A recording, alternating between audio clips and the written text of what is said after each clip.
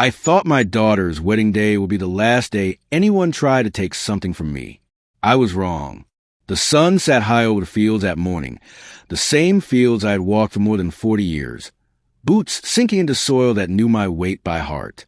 The farm smelled like cut hay and old wood, the kind of smell that stays with man even after he showers and puts on a suit that doesn't quite feel like him.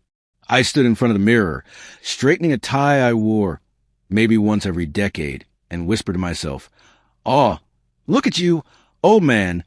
You clean up all right." I was proud, not just of my daughter, Emily, but of surviving long enough to see her smile like that again. Her mother would have loved today. She would have laughed softly, wiped her eyes, and told me to stop pretending I wasn't crying. The ceremony was set up right there on the edge of my land. White chairs lined up where tractors once parked. Flowers tied to fence posts I had hammered in myself. People always said my farm was stubborn, just like me. Hard to tame, but honest. Emily walked down the aisle glowing, her smile wide, her eyes shining. My chest tightened. I felt that familiar ache, the kind that hurts but also warms you at the same time. When she hugged me before taking her place, she whispered, "Thank you, Dad, for everything." I laughed quietly, a little ha-ha escaping, because if I didn't laugh, I would have broken apart right there. "You don't thank your father on your wedding day," I said. "You just promise to live well." She nodded, already tearing up, and squeezed my hand. Then came Ryan, my new son-in-law. Tall, sharp suit, polished shoes that had never touched mud. He smiled like someone who was always calculating. I tried to like him. God knows I tried. During the vows, I watched Emily's face more than theirs together. I watched her hand shake slightly as she held his. I told myself it was nerves. I told myself it was joy. After the ceremony, people clapped, laughed, cried openly. I saw neighbors I hadn't seen in years, folks who had borrowed tools and returned them late, folks who knew my land better than city streets. Someone slapped my back and said, "You did good, old-timer." I smiled. Then the reception started. Music played. Glasses clinked. The sun dipped lower, casting gold across the fields. Emily danced. I sat at a table near the edge, sipping iced tea, letting the noise wash over me. That's when Ryan stood up and tapped his glass. Ting, ting. The sound cut through the laughter. "If I could have everyone's attention," he said, smiling wide. I expected a toast. Something about love. Something about family. Instead, he turned and looked straight at me. "I want to thank my father-in-law," he began. My stomach tightened. "This beautiful farm," he gestured around, "has been in his name a long time. And now, as Emily and I start our life together, it's time to make things official." People chuckled politely, thinking it was a joke. I forced a smile. Ryan reached into his jacket and pulled out a small set of keys. My keys. The ones I had hung by the door every night since Emily was born. "Dad," he said loudly, "why don't you hand over the farm keys now, so everyone can see we're moving forward as one family?" The air shifted. I felt it before I heard it. A hush fell, thick and uncomfortable. My ears rang. I laughed at first. A dry, confused that didn't match the moment. "That's not funny," I said quietly. Ryan's smile didn't fade. "I'm serious," he replied. "Emily and I talked about it. It's practical. You're getting older." Older. The word landed heavy. I looked at Emily. She wasn't smiling. She wasn't looking at me either. She stared at the ground, twisting her hands. My heart dropped so fast it felt like falling through open space. "Emily?" I said. My voice sounded smaller than I expected. She swallowed. "Dad, Ryan thinks it's best. Just for now." Just for now. I stood up slowly. My knees ached, but I stood tall. I looked around at the faces watching me. Some uncomfortable, some curious, some embarrassed on my behalf. This land wasn't just property. It was my life. It was my wife's laughter echoing through open windows. It was Emily learning to ride a bike on dirt paths. I smoothed myself. It was every sacrifice I never complained about. My hands clenched. I felt tears sting, but I didn't let them fall. Not yet. I took the keys from my pocket and held them up, the metal cool against my skin. My voice shook just slightly. This farm raised my family. I said, it buried my wife. It fed my child. It taught me how to stand when everything else fell apart. Ryan shifted, impatient. Dad, he said again, sharper this time. The keys. I looked at my daughter. Finally, she met my eyes. There was fear there, and something else. Regret, maybe. I pressed the keys into my palm and felt my fingers tremble, like they belonged to someone else.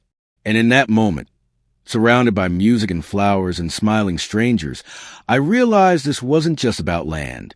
This was about whether I still had a place in my own family. My throat tightened. I breathed in, and then I made a choice. And I didn't hand him the keys. Not yet.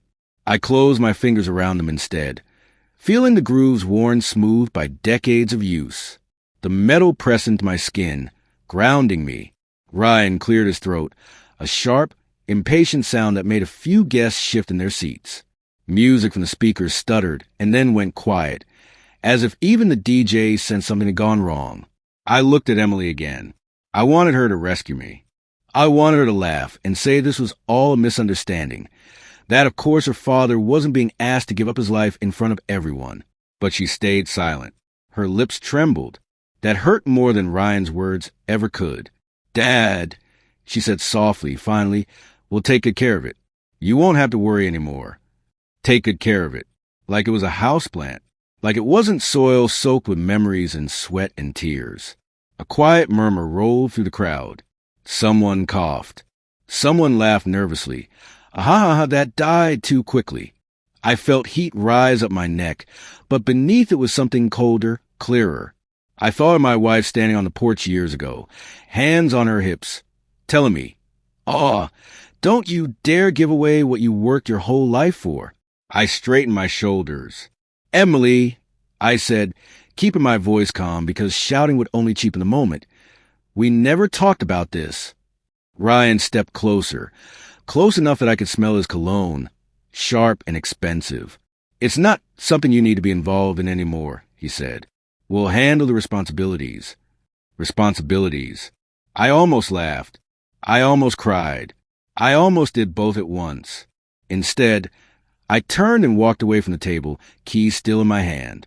People parted as I passed, eyes following me, whispers trailing behind.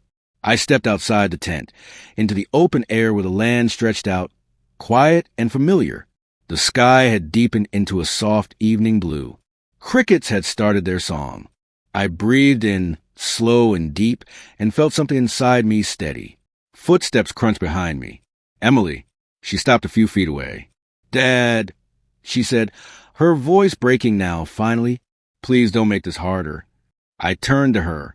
I saw the little girl who used to run barefoot through these fields, who used to beg me for just 5 more minutes before dinner. Harder for who? I asked gently. She looked down.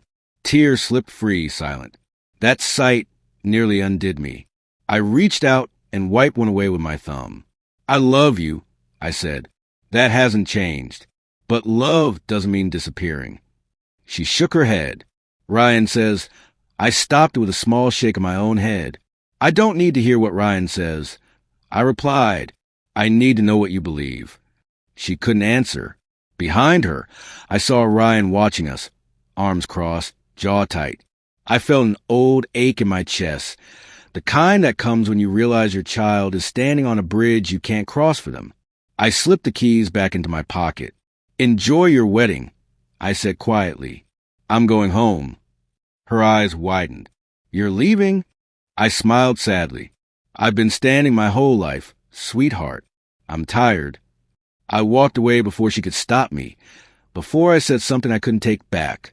As I crossed the field toward the house, the music started up again behind me, louder than before, trying to cover a crack that had split the day in two. Inside the house, the silence wrapped around me like an old coat. I sat at the kitchen table and let myself weep, not loud, just steady tears sliding down into my hands. I cried for my wife, for my daughter, for the version of myself who believed love always meant being included. After a while, the crying slowed. The house creaked softly, settling like it was breathing with me. I stood up and walked to the window, looking out at the land glowing faintly under the moon. For the first time that day, I felt something like resolve. If they wanted my farm, they would have to understand what it truly meant. And if they couldn't, then I would learn how to live without their approval. The keys were still in my pocket. Heavy, certain, waiting. The next morning came quietly, the way mornings on the farm always did. No alarms, no rushing, just pale light slipping through the curtains and the low sound of wind moving across fields I had known longer than most people in my life.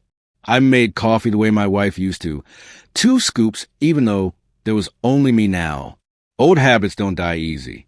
I carried the mug out onto the porch and sat down, listening. Somewhere a tractor started up on a neighboring property. A dog barked once, then went quiet. Life kept going. It always does, even when your heart feels like it's standing still. Around mid-morning, my phone buzzed. Emily's name. I stared at it for a long moment before answering. "Dad," she said, her voice tired, raw. "Ryan is angry. He says you embarrass him." I took a slow sip of coffee. "I didn't embarrass him," I replied. "I just didn't disappear." Silence hung between us. Then she sighed, a long exhale that sounded like she'd been holding her breath for years. "I didn't know he was going to do that," she admitted. "Not like that." I closed my eyes. That hurt less than the night before, but it still hurt. "I know," I said, "and that's why I left. Weddings aren't the place for ultimatums." She sniffed. I could picture her sitting somewhere unfamiliar, probably a hotel room, makeup washed off, dress hanging uselessly on a chair. "He keeps saying the farm is inefficient," she continued, "that it could be sold, invested, turned into something bigger." Bigger. I let out a quiet laugh, not bitter, just tired. "Ha ha ha," I thought, "bigger than a life." "This land raised you," I said. "It buried your mother. It kept food on our table when times were thin. Some things don't need to be bigger. They just need to be honored." She didn't answer right away. When she did, her voice was smaller. "I miss Mom." My throat tightened. "Me too," I said. That was enough to break something open between us. She started crying, not holding back now. I let her. Sometimes that's the only thing you can give your children anymore, space to feel. Days passed. Ryan called once. I didn't answer. He sent a message full of sharp words about responsibility and legacy and doing what was best for Emily. I deleted it. Instead, I went on living. I fed the animals. I fixed a broken fence. I walked the fields in the evenings and talked to my wife like she was still beside me, telling her about the wedding, about how our daughter had looked beautiful and scared all at once. "Aw," she would have said, "poor thing." A week later, a car pulled into the drive. Emily stepped out alone. "No, Ryan." She stood there for a moment, uncertain, then walked toward me. I didn't move. When she reached me, she wrapped her arms around my waist the way she used to when she was little, burying her face in my shirt. I held her, feeling her shoulders shake. "I didn't choose you," she whispered. "I should have." I rested my chin on her head. "You don't choose people," I said softly. "You choose actions. And you're here now." We went inside. We sat at the same kitchen table, where I had cried days before. She looked around, really looked like she was seeing it all for the first time. "He wants me to convince you," she said eventually, "to sign everything over." I nodded. "And what do you want?" She swallowed. "I want my dad. I want my home to still exist when I bring my kids here someday." Kids. That word warmed me more than the coffee ever could. I reached into my pocket and placed the keys on the table between us. They clinked softly. She stared at them, eyes wide. "I'm not giving them to Ryan," I said, "but I'm not locking you out either." She frowned. "What does that mean?" I smiled just a little. "It means the farm stays mine while I'm alive. It means you're welcome here always.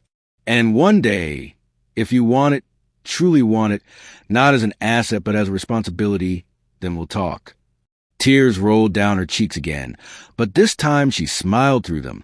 "Thank you," she whispered. She stood, walked around the table, and hugged me. I held her tight, feeling something thaw inside my chest. That night after she left, I stood on the porch again, keys back in my pocket, lighter somehow. I realized then that leaving the wedding wasn't about walking away from my family. It was about standing still long enough to be seen. Sometimes, choosing yourself is the only way others learn how to choose you too. And if they don't, well, the land would still be here, waiting, just like it always had.